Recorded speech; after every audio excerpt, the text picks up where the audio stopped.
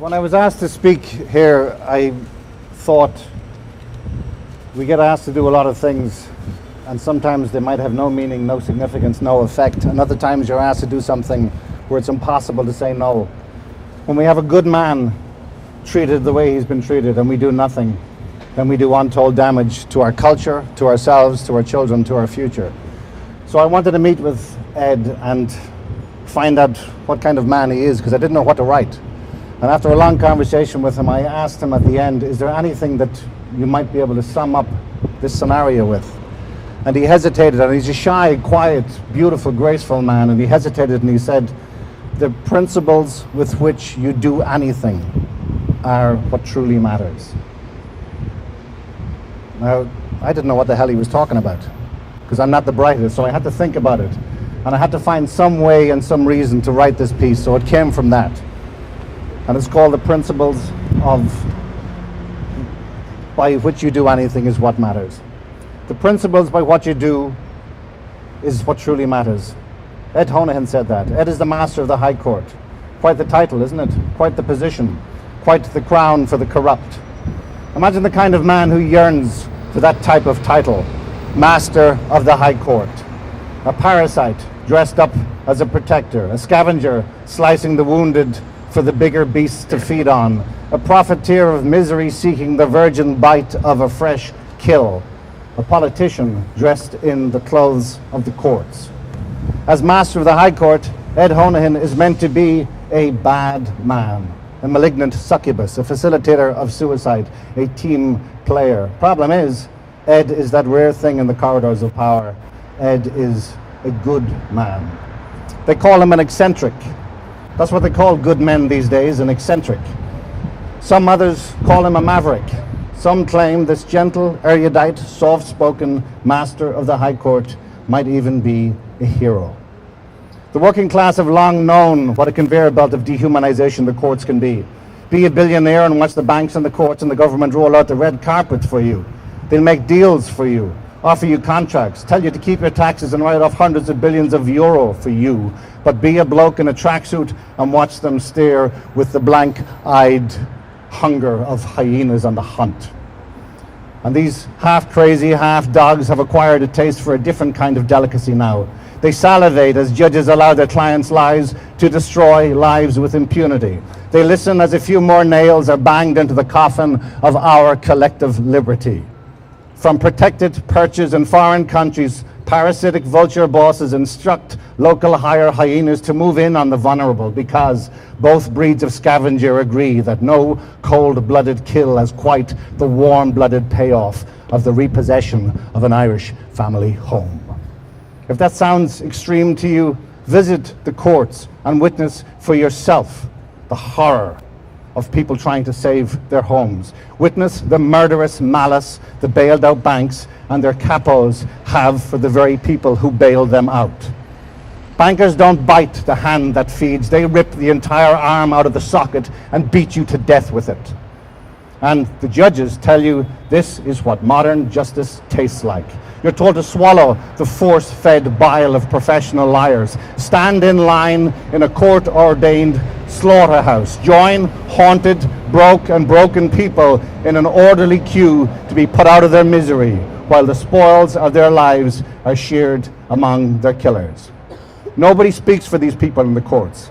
People who can't afford expensive lawyers, people who can't afford to feed their kids because they're still trying to furnish a loan that the banks long ago had written off in that bailout. People who can't afford to think of any way out of their pain other than at the end of a rope. In court, nobody protects these people. People like you and me, people like your mothers, your fathers, your brothers, your sisters, your sons, your daughters. Nobody, except for one man, Ed Honohan, the master of the High Court. Yes. Here. The basic function of law is to ensure moral, financial and physical protections are afforded to all citizens equally. The Association of Judges Ireland, of which Peter Kelly is the president, states, quote, "The idea of law is that it embodies the core values of our society, creating rights and entitlements as well as duties and obligations. Nobody is above the law, no matter how wealthy or powerful they are," end quote. We all know that for the fallacy that it is. We've already witnessed the obscene consequences of our neoliberal government. Policies are implemented, people struggle, people suffer, people die, and politicians are promoted. Ed Honohan protects people by using the law. In the realm of the hunter and the prey, he doesn't take sides. He simply holds bankers and their capos to the same standard that those parasites hold us to. When the law is weaponized by highly paid henchmen to protect their insatiable vulture bosses, Ed interrogates the bankers' rabid exploitation of that law and finds a way to hand a few silver bullets back to the people. He makes the law a two-way street, a little more balanced, finally accessible to both sides. He brings equality to the law and uses it to do what the law is supposed to do. On behalf of the people, Ed Honohan has faced down the vulture funds, and for that, he has become the hunted. Countless people will verify how Ed Honohan has empowered them, but a judge wants to stop him. Countless will prove how Ed Honohan uses the law to protect them, but a judge wants to remove those protections. Countless more will need the help of good men like Ed Honohan in the future. Some of those people might be you, but a judge has taken it upon himself to prevent Ed Honohan from giving you that help. Why would a judge impose such obscene censure on a fellow servant of the public? A judge renowned in the past for his attempts to recognize social and economic rights. A judge due to retire in a year or two. Ed Honohan is trying to protect vulnerable people, and he's doing it better than anybody in the courts. In a culture where pretenders, posers, and politicians fail upwards, Ed is doing his job so damn well that a judge wants to destroy him. If the principles by which you do anything is what truly matters, then what principles are at work in the removal of a good man's capacity to fight for equality for all in the law? Ed Honohan is a proud servant of us, the people. Nobody is quite sure anymore who some of these judges might be the servants of. A good man like Ed Honohan wouldn't be made master of the High Court today. Fairness and decency and dignity don't sell in this era of every man for himself, and to hell with the vulnerable. We pay lip service to mental health, but let's be honest, there is nothing more despised in this country than people who need our help. They are weak. They need to be cut off like the cancer that they are. They need to be tortured and sacrificed to the banks, because only then can the strong survive. Only then can the banks and the judges and the politicians go back to rolling out the red carpet for their billionaire buddies flying high above the faulty radar of our laws. Another eccentric Irishman, Edmund Burke, is purported to have said the only thing necessary for the triumph of evil is that good men do nothing. But what happens when good men do something and get stopped doing it? If we do not align ourselves with the thoughts and actions of good men and good women, then our cowardly silence will choke us. And it will choke our children. It will choke our country. Because if this can be done to the master of the High Court, imagine what can be done to us.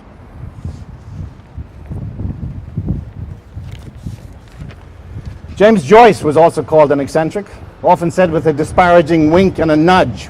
Constance Markievicz, Oscar Wilde, Sean McBride, Hannah Sheehy Skeffington, Samuel Beckett, Rosie Hackett, James Connie, Luke Kelly. The names are endless. A long list of other eccentrics whose legacies are bled dry every day by our governments and tourist boards and arts administrators in the peacock pretense of national pride. Some of today's eccentrics include nation-altering men like John Hume and Maurice McCabe, and life-saving women like Christina Noble and Debbie Deegan. And those brave nurses and midwives fighting for a better future are probably a little left of centre too. And then there's that gentle, curious, dignified man who sits in a stuffy little courtroom in Dublin, diligently working for vulnerable people betrayed by a court system increasingly intent on facilitating corporate theft. That's why we call good men eccentric. Decency has been relegated to the realm of the eccentric, a label used to dehumanize the most humane of men. Nobody calls evil men eccentrics. They call them politicians and bankers.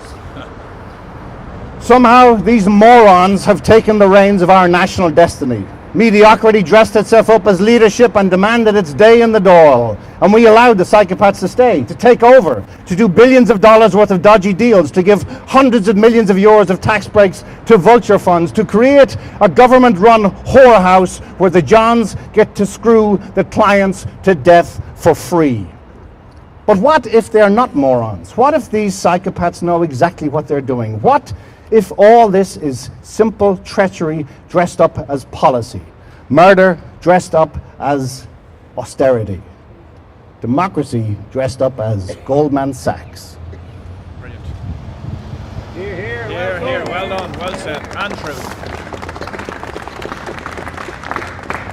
As our government uses the courts to facilitate the moral, ethical and economic rape of our people, hustlers, card sharks and snake oil salesmen play politics with our lives, with our children's lives. Posers and liars on both sides feign compassion for photo shoots, then go right back into the Dole bar and raise another 20 glasses to the con that has become our country. There is no rise of the right. There is only the abject failure of the left. Most of these politicians have the principles of a pimp. The law means nothing to either side. What is happening here is not tax avoidance. It is tax evasion. It is theft. It is government-facilitated fraud. It is treason. When courts take instruction from vulture funds, our law dies. When politicians take instruction from Goldman Sachs, our democracy dies. When good men and good women take treacherous, treasonous betrayal from our government, our nation dies. But when all this horror becomes too much for us to comprehend, we must never forget that men and women are fighting to bring decency and honor and nobility back to this country. We must never forget that a quiet, diligent, eccentric Irishman is sitting in his stuffy courtroom and studying ways to use the law to defy Goliath. We must never forget that a good man who has demonstrated the real meaning of compassion must be allowed to continue for all of us. Because in a snake pit of liars, Ed Honohan, Master of the High Court, is a profound example of what it means when you say the principles by which you do anything is what truly matters. Steve, I'm going to sing a Shanno song from Connemara. It's two brothers speaking to each other, and it's a song of despair. But our tradition has always been to take the pain and the bloodshed in our music and make it into something that can lift us, and something that we can follow, something that we can nourish ourselves with. So, Shine Mochiniv. Keratu wajin ayre odino. Keratu wajin hafon varo. Hegiskach se faulero koram molabom otam metinya fo mochri esligi Maonlaí kerda etu erda yinera yere oyino kerda etu erda yinera fona varo asakan lo parani vave brutara otametinya fo mochri esligi Maonlaí. Kerda kustueg da daddy yere no. Kerda kustueg da daddy na varo. O fag mustabelegishin اسمال وگه اتامتین فو مخری اسلیگی غمالی Mick O'Brien.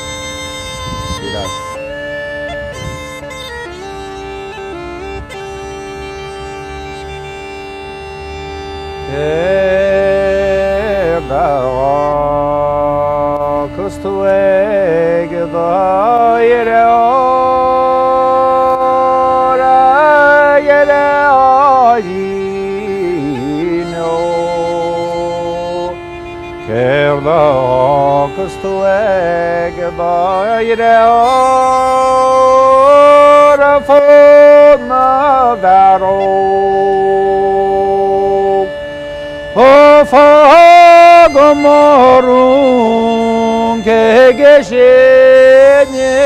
mile bundege o tametin fu mukhri esabai go jojo Kerda kustueg da vaydin yere agi o Kerda kustueg da vaydin fona varo